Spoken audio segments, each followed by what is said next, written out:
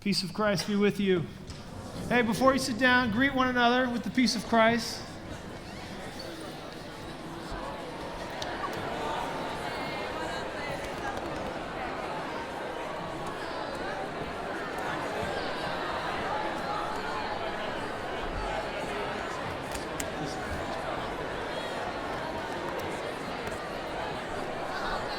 All right. Let's come back together.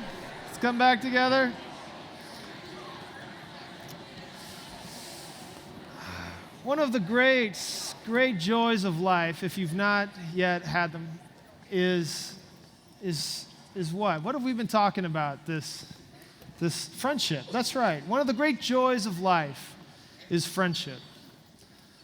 The Apostle Paul writes a letter from prison to his friends. And as we explore and kind of walk through the contours of the book of Philippians, we've been discovering what it means to be friends.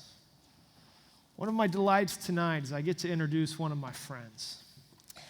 She is a scholar, she's a professor, she's been a pastor, she is a tremendous preacher, but above all that, Dr. Mary Hulst, the chaplain at Calvin College, is my gospel friend. Would you please welcome Mary Hulst to the pulpit of hope? Yes. Now, many of you probably know this, but maybe some of you don't know this. If you don't, it's probably a gross lack of communication on my part. But as we've been walking through Philippians this semester, we've been doing this in tandem with Calvin College. So as we've been preaching through the book of Philippians at the gathering, their equivalent service, the Loft, which Mary's the preacher at, has been going back and forth. And so we thought it would be a dandy idea if we did a pulpit exchange. So we've invited Mary, our colleague and partner in the gospel at Calvin, to be with us today. So would you one more time give Mary a warm welcome?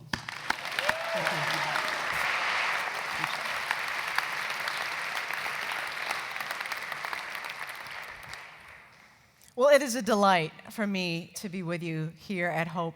I have 1 year in as the chaplain at Calvin, 1 year and a few months. And Trig has been a dear friend of mine for a long time, and it's been a delight to have such a great partner to go back and forth with and say, do you run into this? And help me with this, and help me with this too, please. And it's so much fun to be here. And it's really funny to be in a gathering of people where I look around and I think I should know you. And yet there's only a few little faces here that I know. It's a really odd experience to think you look like all of my students. So you blend really well. It's like 50 years when Hope and Calvin merged together. It'll be great.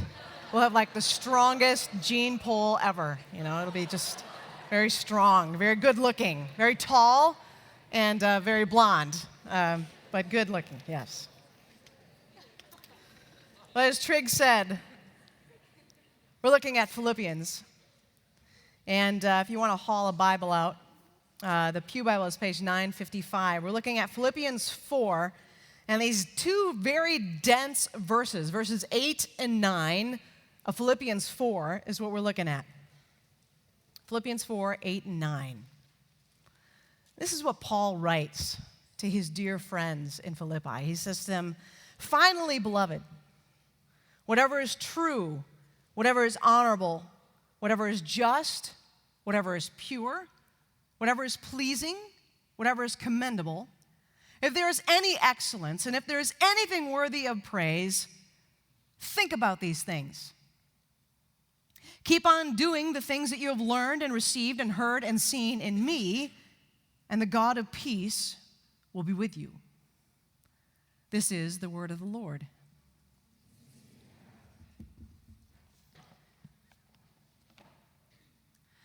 Yesterday, I was at a soccer game where there was a disputed call.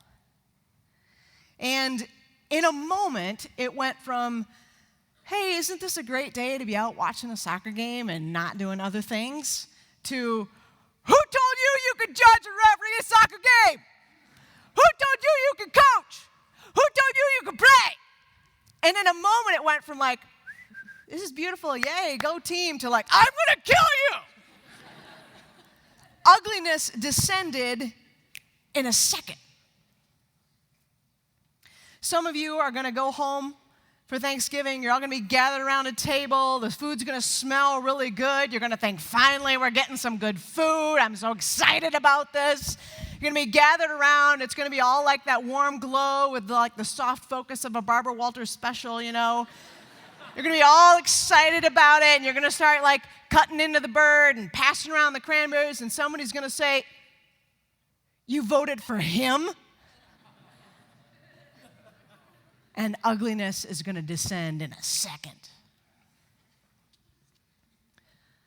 Some of you are going to walk home from the gathering after a long day of doing all the things that you had to get done, and maybe a little Sabbath in there somewhere, and you're going to go home, and you're going to be tired, and you're going to throw the backpack on the floor, and you're going to find that your roommates are all playing video games, and there are 3 days' worth of dirty dishes stacked on the counter, and things are going to get ugly in a second. Yes, can I have a witness? Yes, yes, yes.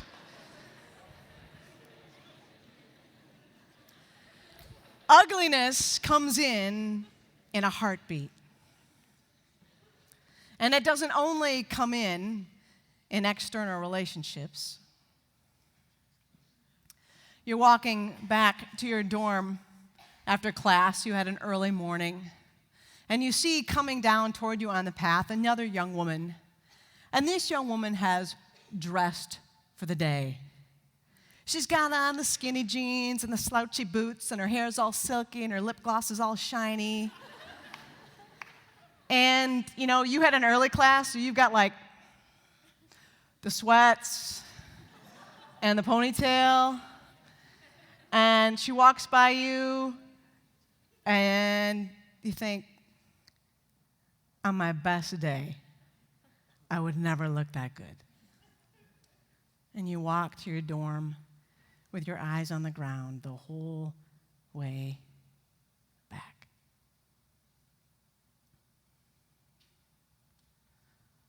You're sitting in the back of the room, and you're watching your professor write out the formulas.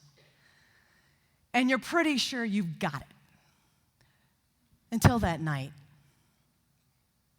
when it's late, and you're the only one left still awake, and you're trying to solve the proof, and you just can't get it.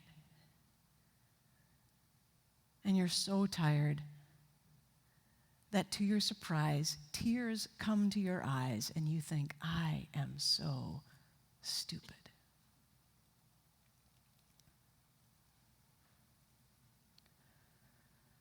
You're the first one to the party, and you're the last one to leave, because it's the only place and the only time when you can drink without somebody judging you.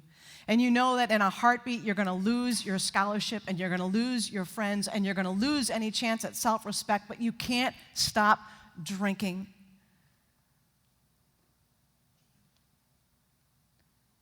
And you think, I'm never going to beat this. And the ugly thoughts move in a heartbeat. And they begin to fester and take root. And you begin to believe the things that you think. You begin to take them in and see them as truth. And they cause you to pull away from other people. They cause you to isolate and take refuge in things like video games and food and sex and sleep. And you become angrier and more depressed and more withdrawn. And things get uglier.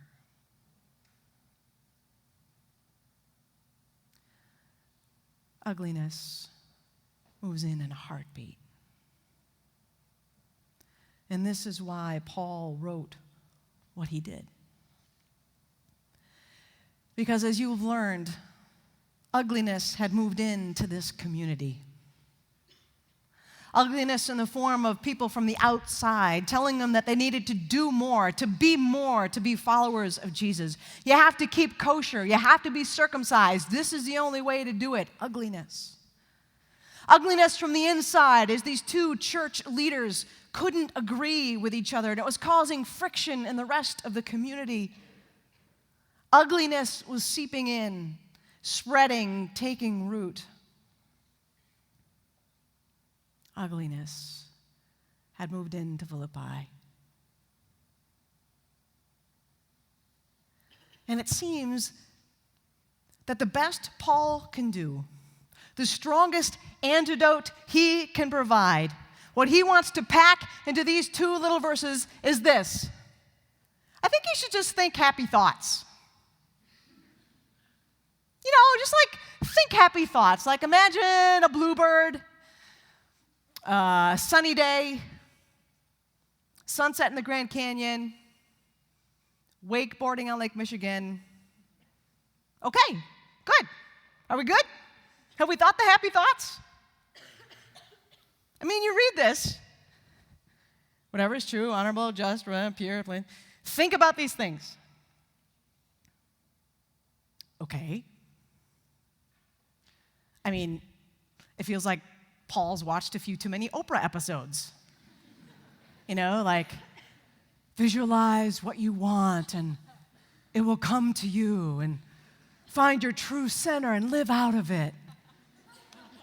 Imagine loveliness. You get a car, you get a car, you get a car.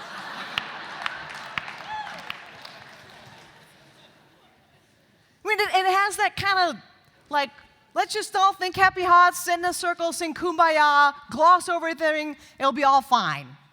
It has that sense to it. So obviously we must be missing something, right? Because thankfully, Paul was not like Oprah. And of course, there is more going on. Paul hows out the rhetoric of the day.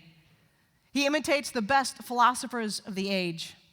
And everybody knew that when a religious leader called you to think, he was actually calling you to engage with, to take account of, to assess, to evaluate. He didn't just want you to think, like let's all just, think. He actually wanted you to embrace, to hold, to feel, to smell what these virtues were about. It was whole body living out of these things that Paul was actually calling these people to do. A wholesale living out of what does it mean to be true and honest and pure and just. What does it look like? What does it smell like? I have a friend, he's 8. His name is Anton, and he is a huge fan of Hope College. Yes, he is. Huge fan of Hope College. His dad played soccer for Hope. His grandpa was a professor at Hope. When you ask Anton his favorite colors, he says, guess what? Orange and blue. Yes. If you asked him one of his favorite memories, he would say the Hope Calvin basketball game when he got to shake the hand of Dutch. It's like huge for him. He's got a picture with him on it. A little t-shirt, orange t-shirt. He has Hope banners in his room. He always keeps a running score for me of how the Hope Calvin whatever game is going on is happening. He always knows. I walked into the kitchen the other day where he and his family live, and he was sitting at his family's table staring at his father's iPad. And I walked in, I said, what are you doing, buddy? He said, Hope College is playing Alma College right now in soccer, and I'm watching the stats sheet to see when they score.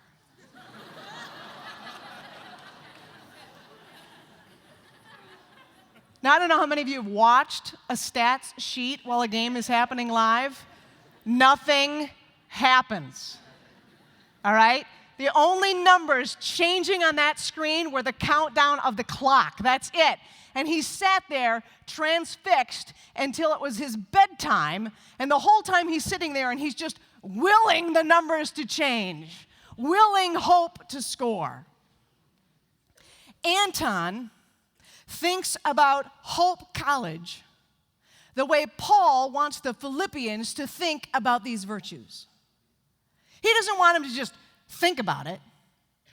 He wants them to get on the gear. He wants them to paint their faces. He wants them to have banners across the wall. He wants them to live out these virtues as if their life depended on it. That's living out these virtues. So when he says, look around you, and if you find something true, honest, pure, pleasing, just, commendable, excellent, praiseworthy, think about it. He's saying when you find those things, swallow them up. And hang around with other people who swallow them up, who wear the same clothes that you do, who you can recognize across the street because they've got the same gear on that you do. When you see that, celebrate it. And he says this, and keep on doing whatever you've learned or heard or received or seen in me. Now that may seem a little arrogant, like, okay, children, I've got this all together. Just do as I do.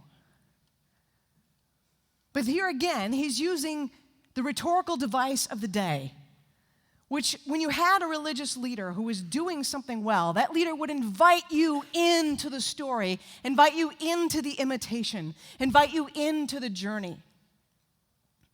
Anton did not come out of the womb a Hope fan. I argue his father disagrees. He was trained in it. He has sat on the bleachers next to his father and his grandfather. He was given orange and blue clothing to wear when he could barely walk. When Paul says, keep on doing the things that you've seen in me, he's inviting the Philippians to imitate him the way my friend Eric wants Anton to imitate him as a lover of Hope College. Just as you've seen me cheer on, just as you've seen me have so much fun, Paul's saying, just as you've seen all the joy that this has brought in my life, just as you have seen how this allows me to endure being in prison, just as you have seen how this allows me to forgive people who have wronged me, just as you have seen how this makes me feel content in situations where I have no reason to be content, when you see that in me, you do it too, because it's the best way to live. Why?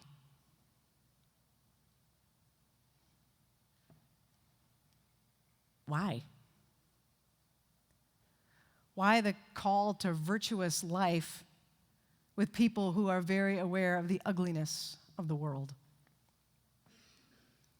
Why does he call them to imitate him when they can't even see him, when they don't even think he's going to get out of prison, when they don't even know if they're ever going to see him again? Why the call? Because Paul knows that when you seek out things that are true, honorable, just, pure, you are seeking out the things of God. One of the great themes in the book of Philippians is that God is always working to take the ugly things and make them beautiful, to take the dead things and make them live, to take the things that are in despair and bring them hope. Remember that great chapter 2, where Paul describes so clearly the ugliness that Jesus willingly entered into. He humbled himself, he says. He became obedient to death, he writes, even death on a cross. Ugly. But then, he says, God highly exalted him, that at the name of Jesus every knee shall bow and every tongue confess to the glory of God the Father.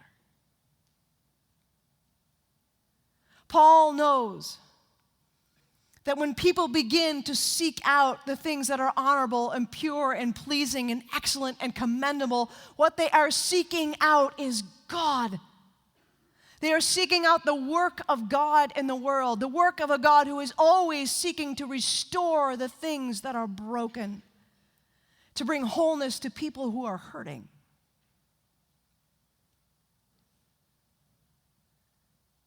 And he says, this is the way it works. When you do that, the God of peace will be with you. And by peace, he doesn't mean, kind of that warm, fuzzy feeling you have, like, ooh, I'm kind of peaceful, I'm kind of calm. He means the Jewish idea of shalom, the Jewish idea of restoration. When you are living in this way, he says, when these things are your passion, when these things are the banners on your walls, then the God of restoration, the God of shalom is at work within and among you. And you get to participate in the transforming story of God's work in the world. When you are seekers of beauty and people who turn away from ugliness, you participate in the reign of God in the world. So when your friend walks back to the dorm and you see her with her eyes on the ground,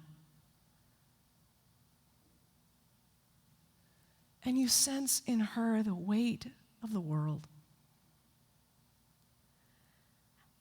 and you go to her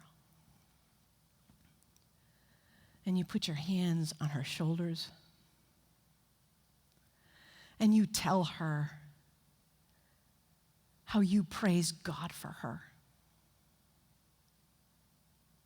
You participate in the work of God in the world. And when you see your friend struggling over the formulas, struggling over the proof, tears in his eyes, embarrassed, ashamed, angry at himself, and you go to him and you say, you are engaging this as a man of integrity and honor. You could have cheated. You could have sought help in lots of different ways. And you have been faithful. And I will walk with you tomorrow to the professor, and we'll both get help. You are participating in the work of God in the world. And when you see your friend hungover and broken, and you are hoping that she has reached the end, the bottom, you go to her and you put your arm around her and you tell her how much you love her and how there is the beauty of God within her, and you are not going to let alcohol take it away. When you do that, you participate in the work of God in the world. Because what we know from this book is that our God is not finished yet. He who began a good work among you, writes Paul in the first chapter, will be faithful to complete it by the day of Jesus Christ. And that's why he says, whatever is true, whatever is honest, whatever is just, whatever is pure, whatever is pleasing, whatever is commendable, what is praiseworthy, what is excellent, think about these things, own these things, live into these things that you have seen me try to do. Because when you do this, the God of shalom, the God of restoration, the God of power and resurrection is with you. And when we come to the table, we are reminded of this in such a profound way. That our God does not turn away from the ugly, but moves right into it.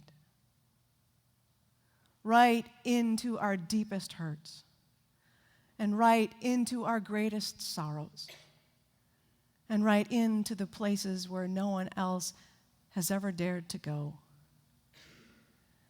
Our God moves in to death. And in so doing, he transforms it so that death becomes a way to new life. And people far away are drawn near. And strangers become children.